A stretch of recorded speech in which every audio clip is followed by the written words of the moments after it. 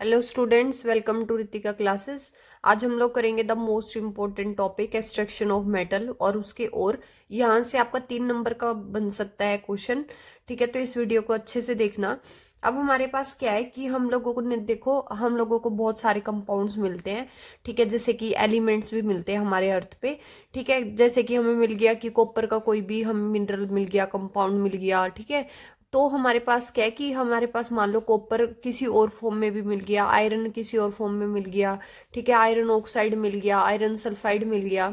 ठीक है, तो ये हमारे पास क्या है कि हमारे पास कंपाउंड्स हैं, ये एलिमेंट्स भी मिलेंगे ऐसे ही, और कंपाउंड्स भी मिलेंगे। ठीक है, अर्थ पे। तो अब ये सारे मिनरल्स हैं। अब हमने क्या करना है कि इन्हीं मिनरल्स में से हम लोगों ने क्या करने हैं, मेटल निकालने हैं। ठीक है, जैसे कि मान लो हम लोगों को फॉर एग्जाम्पल कोई भी मिनरल है। ठीक है, हम लोगों ने क्या किया, जैसे एग्जाम्पल ले लेते हैं कि हमारे पास क्या है कि कॉपर ये है, हमारे पास कॉपर पायराइट है। ठीक है, इसमें देखो कितने सारे मेटल है, कॉपर भी, आयरन भी और सल्फाइड भी है। ठीक है, तो अब हम लोगों ने क्या करना है, हम लोगों ने इसमें से, मैं चाहती हूँ कि मेरे को आयरन चाहिए। ठीक है, तो मैं आयरन को इससे निकाल लूंगी। ठीक है, तो ये मेरे पास कॉपर, अब मैंने क्या है कि मैंने इसमें से, इस कॉपर आयरन सल्फाइड में से मैंने क्या किया, कॉपर पायराइट में से मैंने कॉपर निकाला। ठीक है, तो कॉपर के लिए और कौन बन गया, कॉपर पायराइट। ठीक है, कि और वो होता है जिससे हम लोग किसी भी मेटल को निकाल रहे हैं। ठीक है, तो ये कॉपर हो गया। ठीक है, कॉपर का जो और है हमारे पास यहाँ पे है कॉपर पाइराइट। ठीक है, अब क्या होता है कि ना बहुत सारी इंप्योरिटीज प्रेजेंट होती है इन ओर्स में। ऐसे तो है नहीं कि भाई हाँ लो प्योर, पूरा प्योर है, कि आपने ये कॉपर पाइराइट में से कॉपर निकाला और आपको बिल्कुल प्योर मिल गया, उसमें कोई इंप्योरिटीज नहीं हुई। ये तो पॉसिबल ही नहीं है ना। तो इम्प्योरिटीज तो कुछ ना कुछ होगी, उसको हमने गैंग गैंज जो भी आप जो भी बोल सकते हो, जैंज जो भी बोलना चाहो आप बोल सकते हो। ठीक है, तो हमारे पास क्या है, जो भी इम्प्योरिटीज प्रेजेंट है उस ओर में, वो हमारे पास क्या है कि वो जेंज है। ठीक है, अब हमारे पास क्या है कि बहुत सारे और होते हैं जिनसे कि हम लोग को मेटल को एक्सट्रैक्ट करते हैं। अब हर एक मेटल के लिए अलग अलग और होते हैं।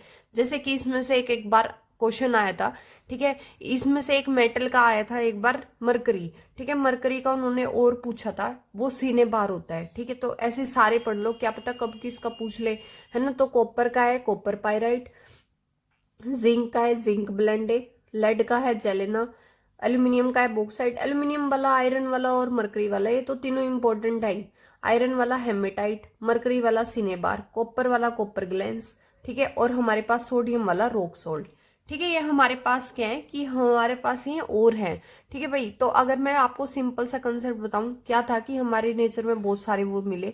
ठीक है, एलिमेंट्स कंपाउंड्स, उसमें से मैंने क्या किया, कुछ मिनरल्स में से मैंने मेटल को एक्सट्रैक्ट करना शुरू कर दिया।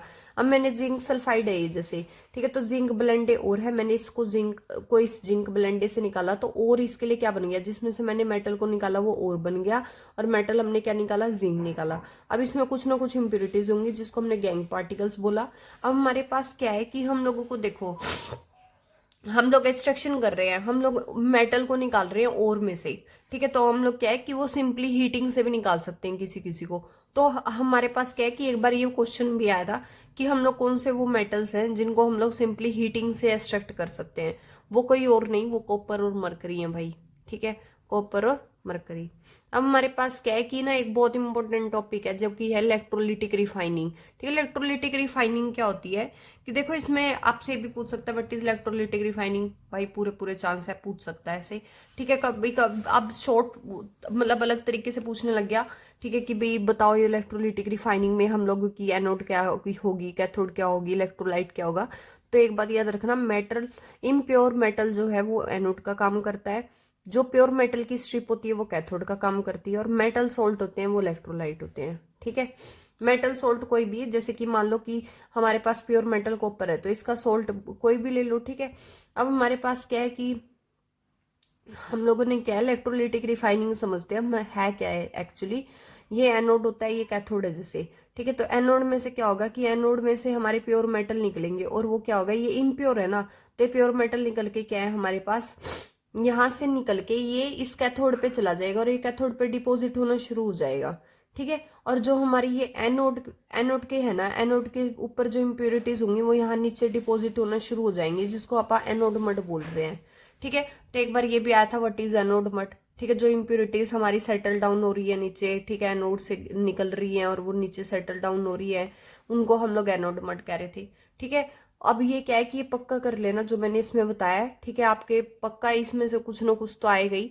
ठीक है, तो अगर आपको मेरी वीडियो पसंद लगी, अच्छी लगी, तो मेरी वीडियो को लाइक शेयर एंड सब्सक्राइब करें। Thank you very much.